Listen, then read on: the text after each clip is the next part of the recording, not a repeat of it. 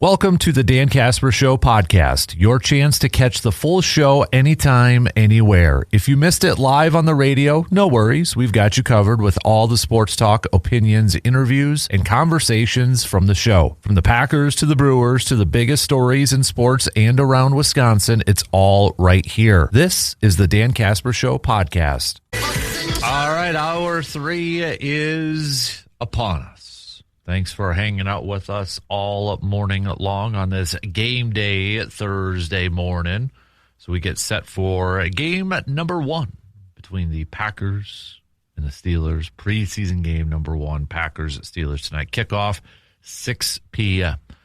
Then you got the Brewers with a late one tonight. First pitch at 9:10. You might actually time it out perfectly where preseason game might be done, and then you could go straight to the Brewers game. So bada bing, bada boom. Perfect night there. But we got plenty more baseball and football talk to get to this morning. We've got Jake Bolks, Conservation Warden, coming up at the bottom of the hour, answering your questions. So second to last call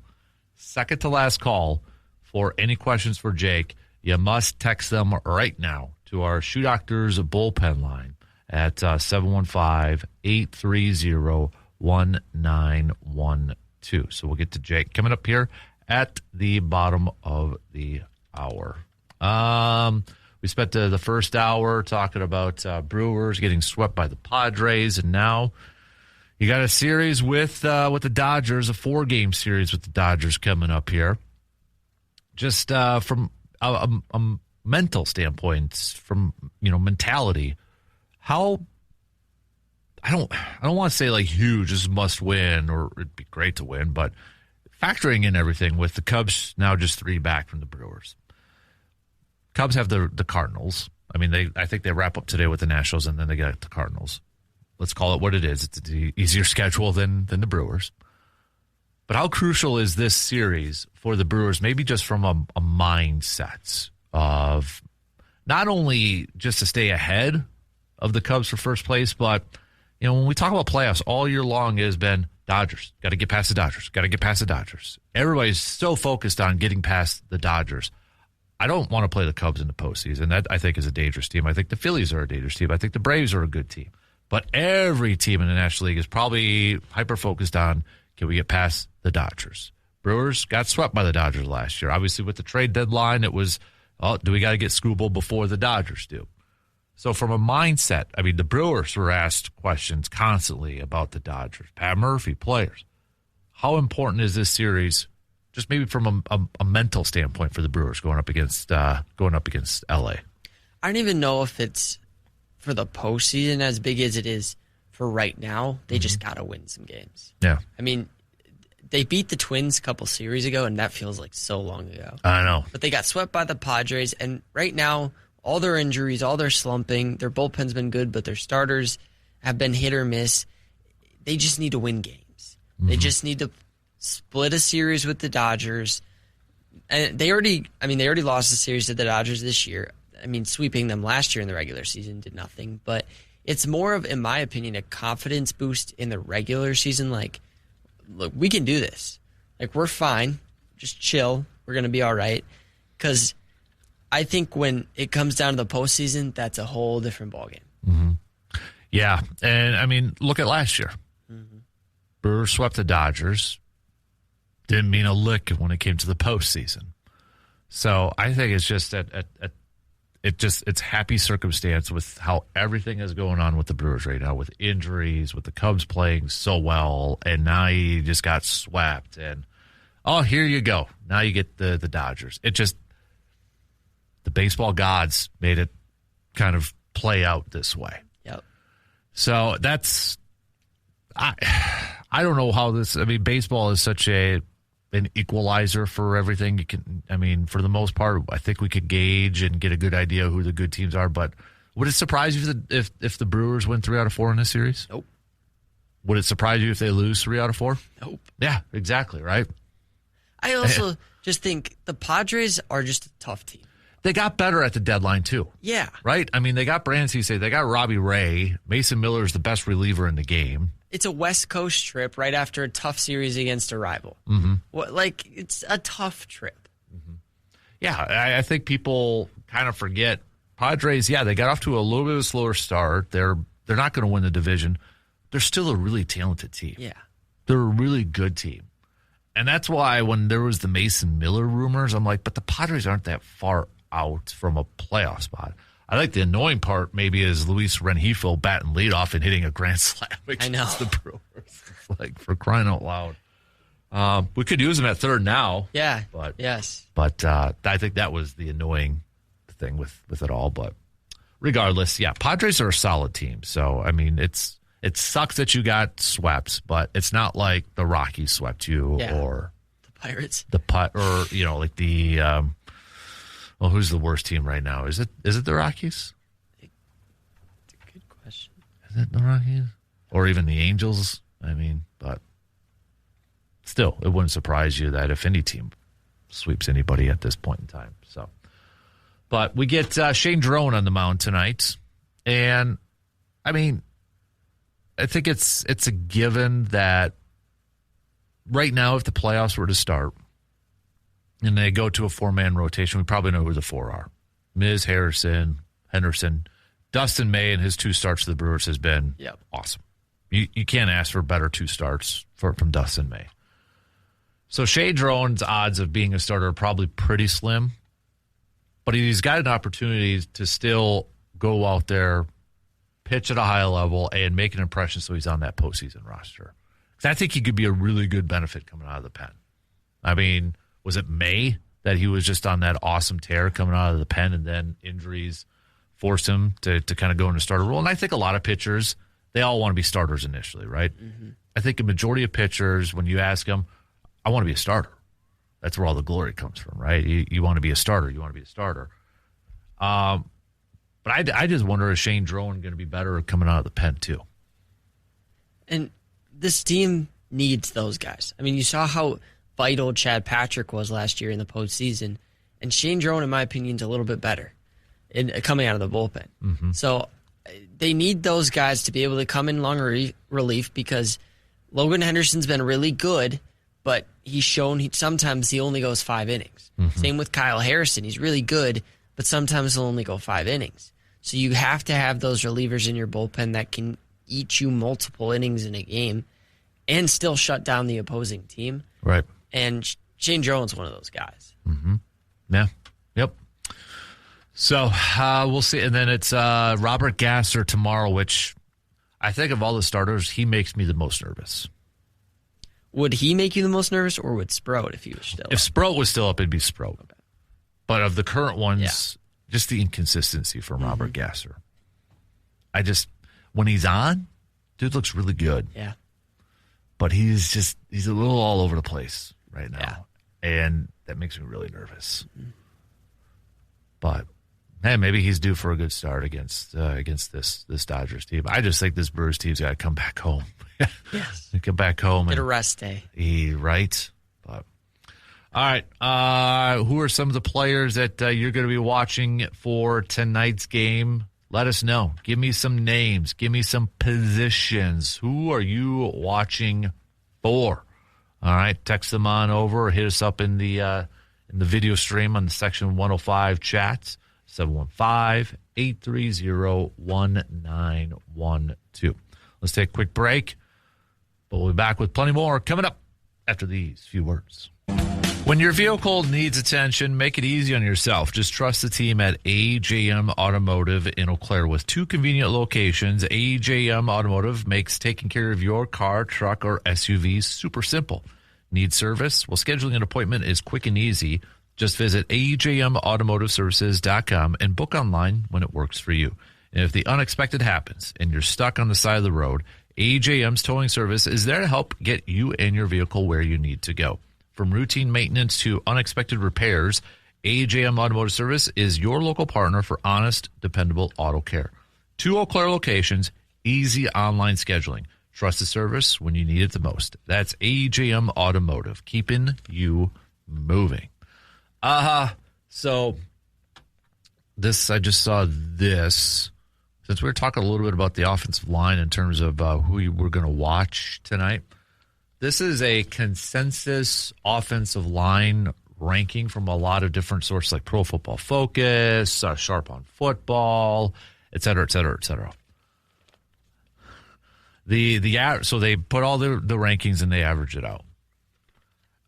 Green Bay's 29th from an offensive line. I'm not used to saying that when it comes to a Green Bay offensive line. So there's not a lot of love for Green Bay. The highest they were ranked was 21st. The lowest they were ranked was, it looks like 30th a couple times. So for what's worth, Pro Football Focus had them as the 28th best offensive line, preseason offensive line. That ain't going to cut it. The only teams worse than them, Texans, Titans, and the Browns. Which Texans, because they signed, I think, a lot of like one-year veterans in that this offseason to kind of fill that role. So the top-ranked team was the Broncos, and then Eagles, which is probably no big surprise. Buccaneers, Bears, Bills round out the top five. So, well, there's nowhere to go but up. There's one way to look at it, right? For this Packers offensive line, nowhere to go but up. But, I mean, what is the biggest question mark if you had to pinpoint it on this Packers offense? Is it left tackle Jordan Morgan? Is it the center Sean Ryan? We got to see a little bit from him last year, but now he gets a big contract. Is Zach Tom? I mean, I don't think there's any concern with him coming back from his knee injury. I don't think so. So he's probably right now their best offensive lineman. Is it the guards, the two guard spots? Is that the biggest uncertainty on this team? It may be with the injury to Aaron Banks, and you're struggling to find players to fill those positions. Anthony Belton hasn't played great, so your guards may be your biggest question mark. Yeah, I think it is. I mean, you look at, I think we kind of forget, last year Jordan Morgan played pretty well at left tackle in preseason, where there was questions like, is Rasheed Walker still going to be the starter? Because Rasheed Walker wasn't playing. And Jordan Morgan played really well in the preseason. So I look at this, and I think the two interior guard spots are the biggest question marks. And if Jacob Monk or Burton or whoever it is takes one of those, or maybe it's both of them, it is an unknown because people just don't know a whole lot about them. And I understand the ranking for sure. It's just, I think I could see Green Bay's offensive line. I think they're going to be better than what they're ranked at 20. Was it 29? I think they're going to be better. I could see them being a very underrated group that's going to surprise people, but I can also see them being very middle of the road type of a group too. Mm-hmm. I don't think they are going to be the third, fourth worst offensive line group in the league when it's all said and done.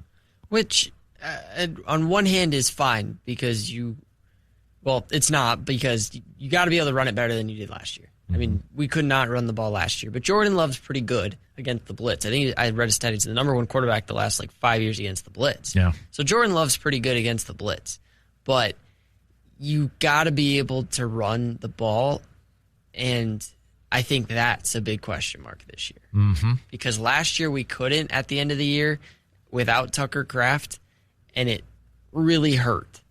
And again, Josh Jacobs is injured right now.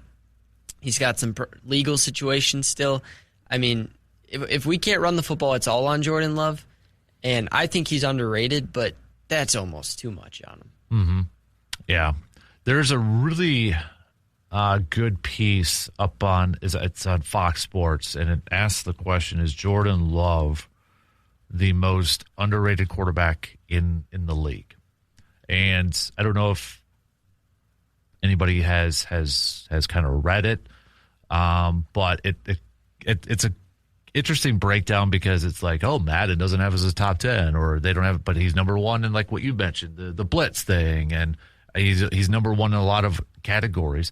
And I kind of chalk it up to he's number one in a lot of categories people don't know. It's deep analytic categories. He's not number one in passing touchdowns, which is kind of like the home run in baseball, right? It's the flashy number. Yep. He's not number one in yards. It's those that a general fan would know. But he's number one in EPA. He's expected points added. He's number one in the blitz stuff. It's numbers people don't. It's numbers that don't get flashed on the screen. in a typical box score when you open up a game, what do you see? Passing yards, touchdowns, interceptions, completion percentage, quarterback rating. You don't see the other ones. And I think that's part of the narrative surrounding Jordan Love. I think also some of it is you watch him play, he doesn't necessarily pass the eye test. Right. And I think the eye test is something that, we as fans rely on heavily because, Caleb Williams statistically didn't have a great year, but the Bears went crazy. So he had a good year because he passed the eye test. I think Jordan Love a lot of times doesn't pass the eye test. He misses some open receivers on 3rd and short. He throws it away instead of running the ball. And that's just as fans, you should have made the play. And so I think sometimes the eye test is even more important than some stats. Mm-hmm. I think the other part, too, just in my opinion, because you mentioned Caleb Williams. The thing that I think helped Caleb Williams was the flashy plays that come from behind. Can you really think of a big-time flashy play from Jordan Love off the top of your head? Aaron Rodgers had great throws. Aaron Rodgers had some dime throws, some deep throws. We know the Hail Marys now, but even before that. Favre, come on. You think about some of the well-known, the Patrick Mahomes no-look, even though quarterbacks were doing no-looks before Patrick Mahomes. Josh Allen, the bigger quarterback. Mm-hmm. What does Jordan Love do great? Can we, and that's not a knock on him, but it's would you say Jordan Love is number one in this kind of a physical, athletic type of category, deep ball, accuracy, footwork? He probably isn't number one in a lot of those. Caleb Williams had a lot of flashy plays and, Iceman or whatever, but that resonates with a lot of people too. Do you think, let's say flashback to last year's playoff game, Jaden Reed drops that deep ball in the last drive. If he catches that, is Jordan Love a top 10 quarterback this year? Yes. One play changed the outcome of rankings of top 10 quarterbacks on a perfect throw. Mm-hmm. I think that gets lost sometimes too. Mm-hmm. Yeah. Yep. No, I think ultimately when it comes down to it, because there's so many fans that are kind of Love, do you feel like he can win you a Super Bowl? And I feel like Jordan Love can win a Super Bowl. I do, yeah. And that's all that should matter. Mm-hmm. That at the end of the day, that's all that should matter. So, all right. We'll talk more football, but we got to take a quick break and bring in Mr. Jake Bolks. He's coming up in just a few minutes.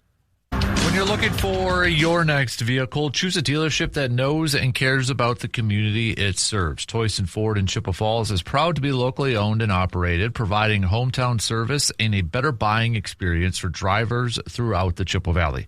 Whether you're looking for a new Ford, a quality pre-owned vehicle, or a trusted service for the vehicle that you already own, the team at Toyson Ford is there to help out. Experience the difference of shopping local. Toyson Ford in Chippewa Falls, your hometown Ford dealer. Switching gears and catching up with our guy, Mr. Jake Bolks, on this Thursday morning, Conservation Warden for the state of Wisconsin. Good morning, Jake. How you doing? Doing pretty good. How about yourself? Not bad, man. Not bad. We got a big week next week, don't we, with those antlerless tags going on sale. So probably a nice little PSA, public service announcement or reminder to set those alarms on your cell phones to make sure you get those antlerless tags. Yeah. No, definitely a good time to start thinking about them, a good time to start planning, especially if you're in one of those areas where they only give out, 200 or 500 tags and you want one of them. So setting an alarm is good. You can, from experience from buying them in the past, you can go to the website about 15 minutes early. And what they basically do, in case you've ever done it online, is that if you go to the website, even if you're not there to buy bonus tags, they limit who can go. They basically close the site and put everyone into a randomized order. And then with a minute left, or once 8 o'clock comes or 10 o'clock comes, whatever time, then you find out what number you are in order. But you can go on 15 minutes early and just keep your phone on, and you'll be in line digitally or virtually or however you want to call it. Probably a good reminder, too, for everybody to double-check the unit, because was it last year that some units went to that deer management unit? So might be a good reminder just to make sure that you know what unit you're buying a tag for. Right. You definitely don't want to do all the work to get on there next Monday, Tuesday, whatever day, and then they ask you what unit and where your property is, and you have no idea. So, or where your friends is or your family's is. So you definitely want to get ahead of the ball and get them. And some are going to have plenty of tags, so you won't have to worry.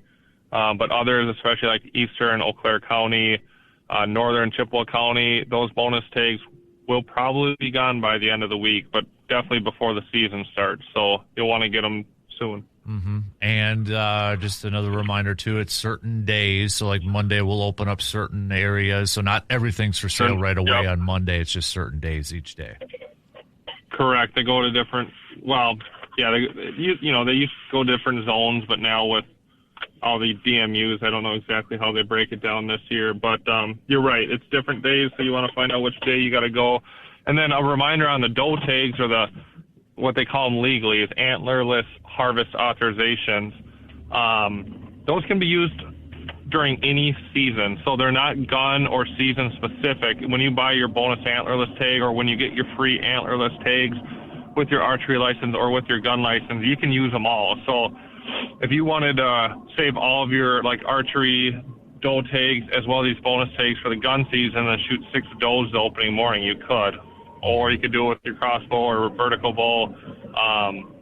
The bucks are weapon and season specific, but the does are not. Mm-hmm. And of course, you either have to have already or at the same time purchase your rifle or bow license before you can purchase these antlerless tags too. Correct. They'll probably force you, you might get in and be able to put one in the cart, but they'll force you to buy a deer hunting license before you actually are able to pay, submit your payment.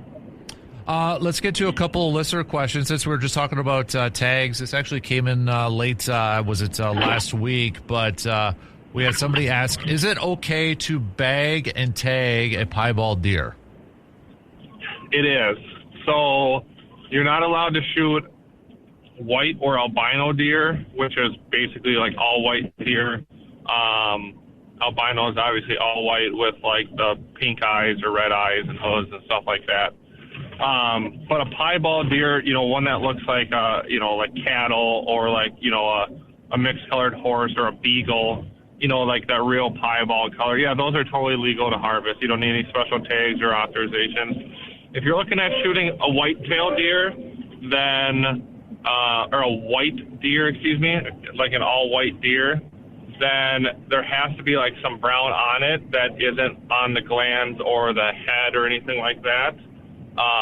So you're going to want to be careful if you're looking at a really, really white deer. You probably want to run that by a warden, but a big piebald one, you're good to go.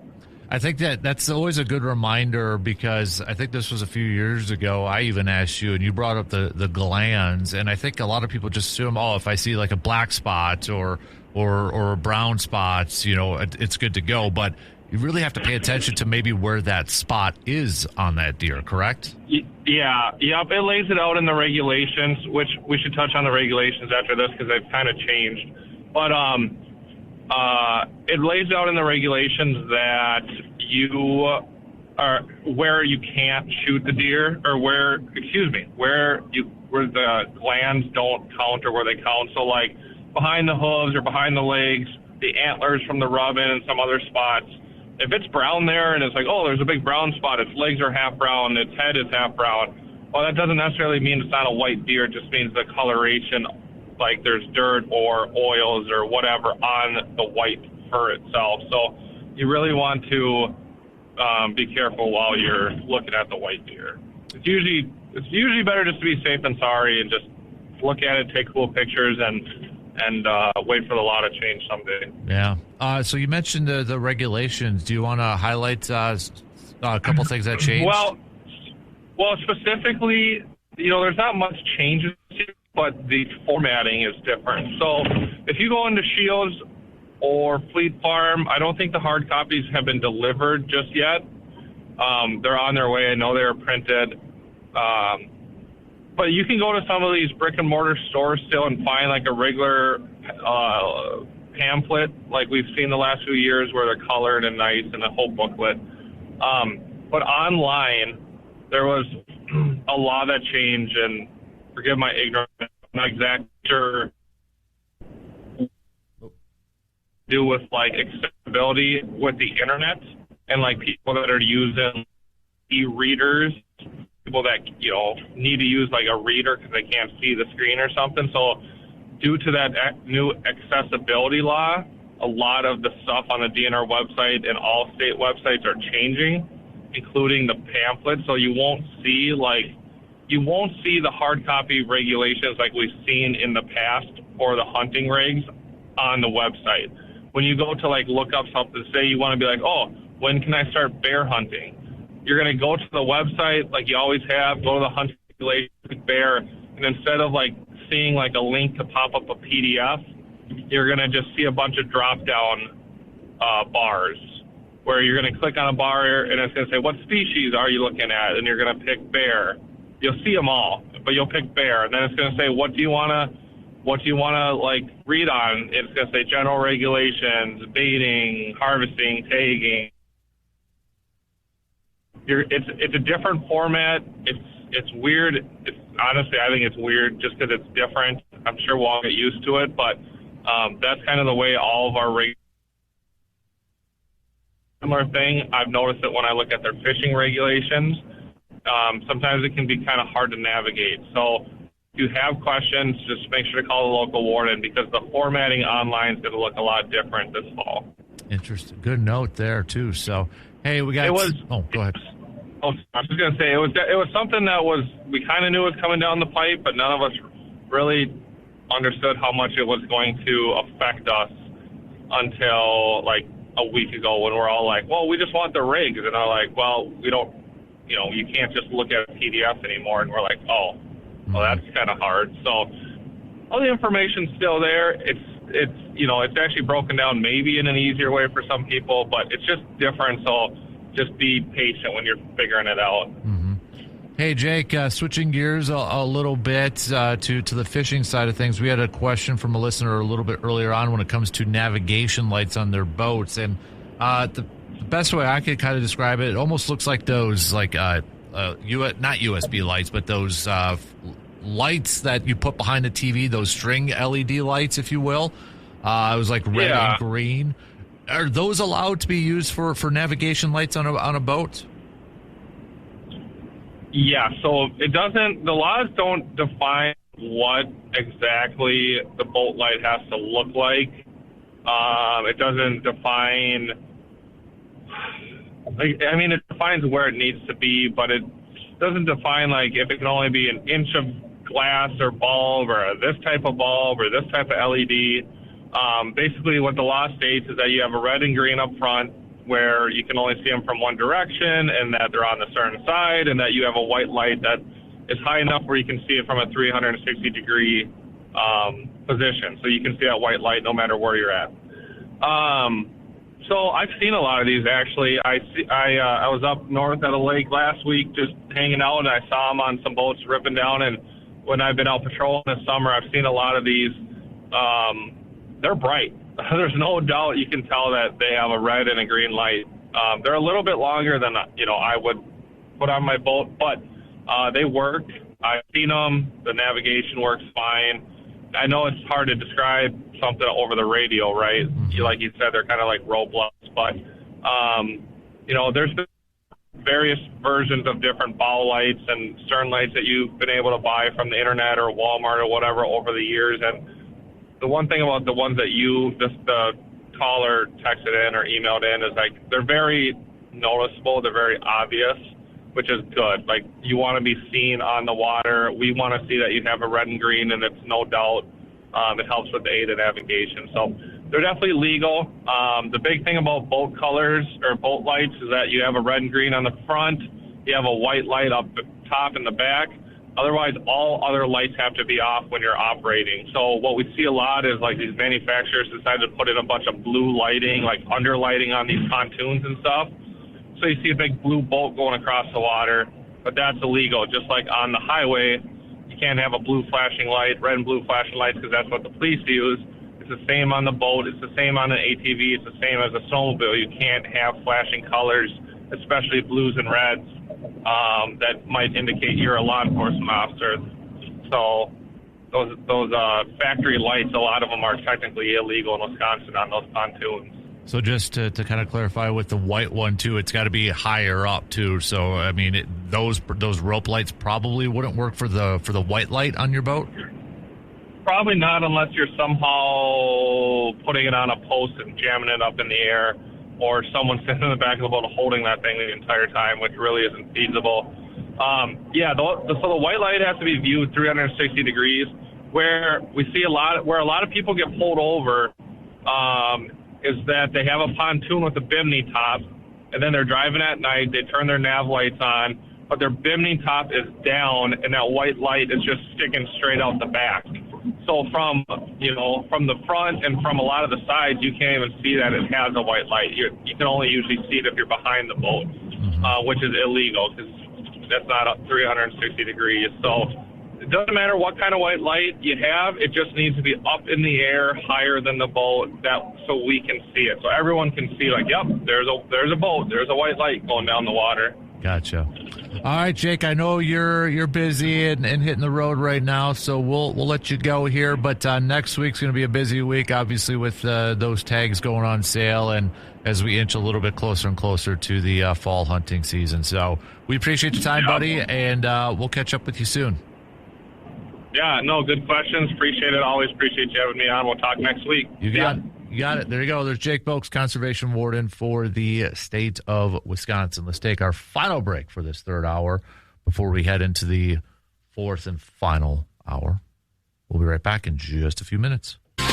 Nobody plans for an accident, but when the unexpected happens, you want a team that you can trust. And at Superior Auto Body in Eau Claire, they are proud to be locally owned and operated, providing quality collision repair and hometown service to drivers throughout the Chippewa Valley. Their experienced team takes pride in every repair, treating your vehicle with the same care and attention that they would give their own.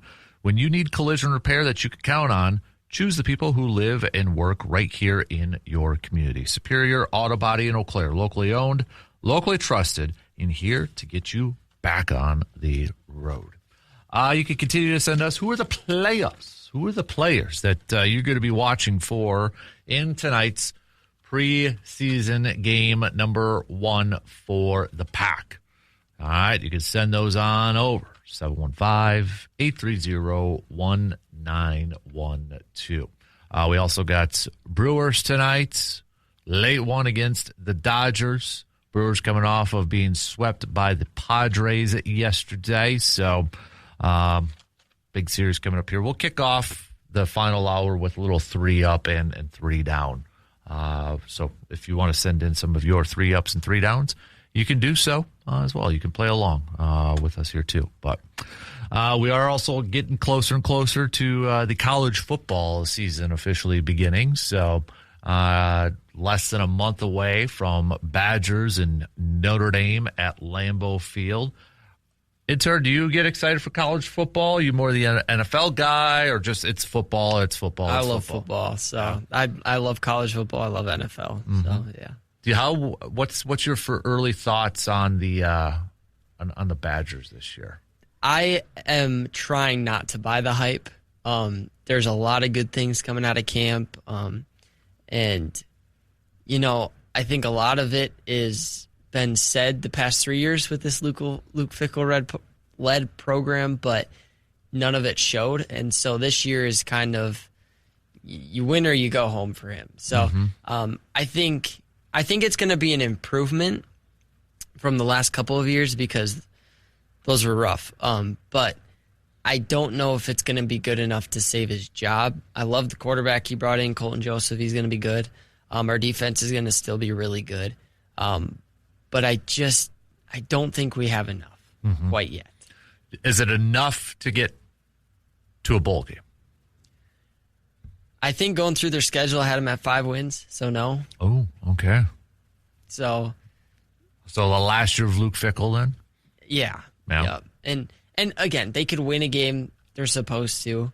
And if all the hype's real, I mean, maybe they win 8 games, but I just don't see it. I just don't see it.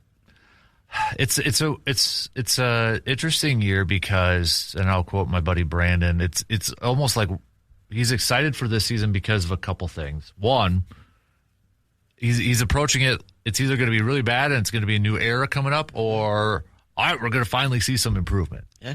I don't know if there's going to be a middle ground. It's either going to be, okay, here we go with another year, or hey, bowl eligible. It's one of those two ways. There's either going to be a change or maybe some growth.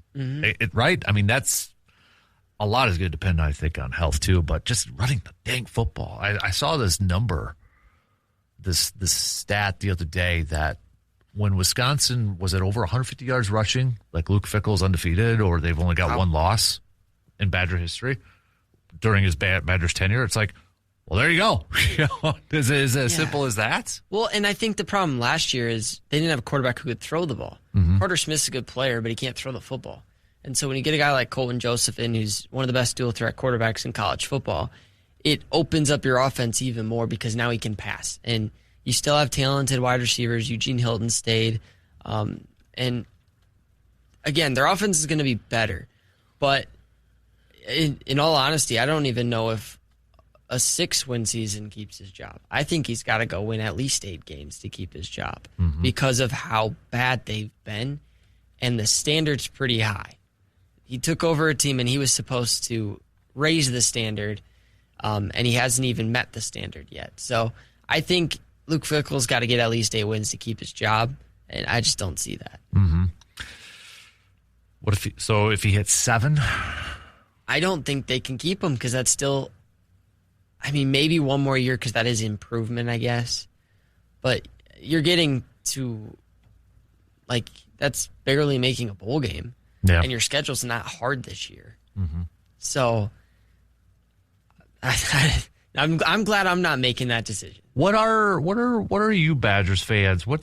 How are you approaching this season? Like, what's your mindset as we get closer and closer to the season? I mean, I don't think anybody's really expecting Big Ten championship, nothing like that. So I'm curious to hear from some Badgers fans, like, how are you approaching this upcoming football season?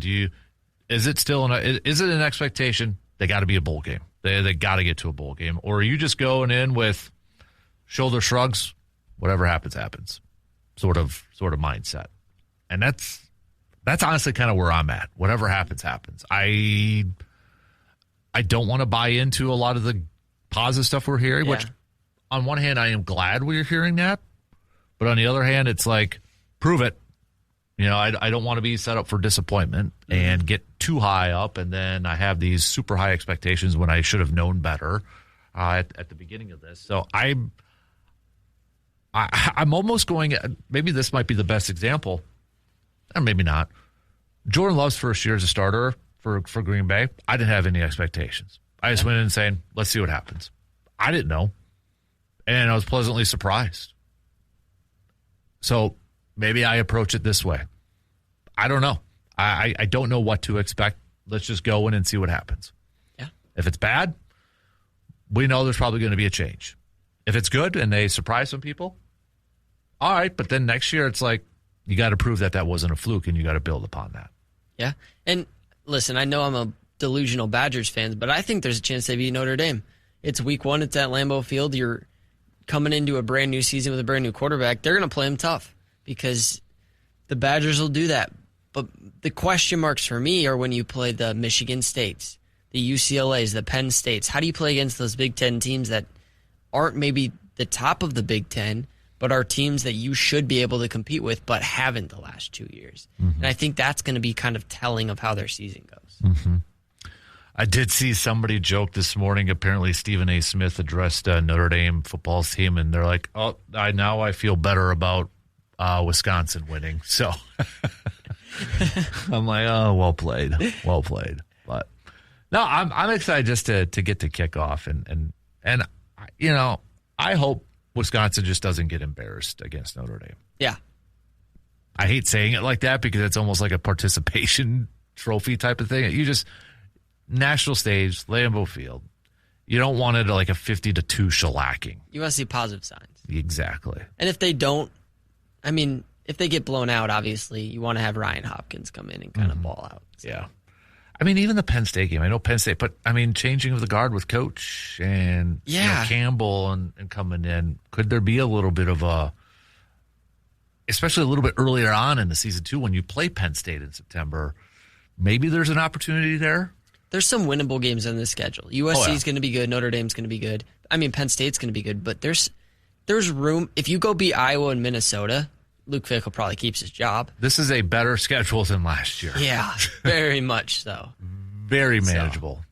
But no, I'm cautiously optimistic. Is probably the best way I'm approaching this. Yeah. Cautiously optimistic, but I'm going in with no expectations. So, how about the rest of you? You can chime in on this if you want. You can text them on over, 715-830-1912. Let's, shot clock's going to cut us off, so we are going to be hopping into the final hour here. So send us the players you're going to be watching for tonight in Green Bay's first preseason game. Put your scouting cap on and who you're going to roll with, who you're going to watch, who you're going to pay extra attention to. We got Brewers, Dodgers, game 1 of a 4-game series, also coming your way later on tonight. How big of a series, how important is this series for the Brewers? And where are you at on that sweat scale? Starting to get a little bit more nervous? What you got?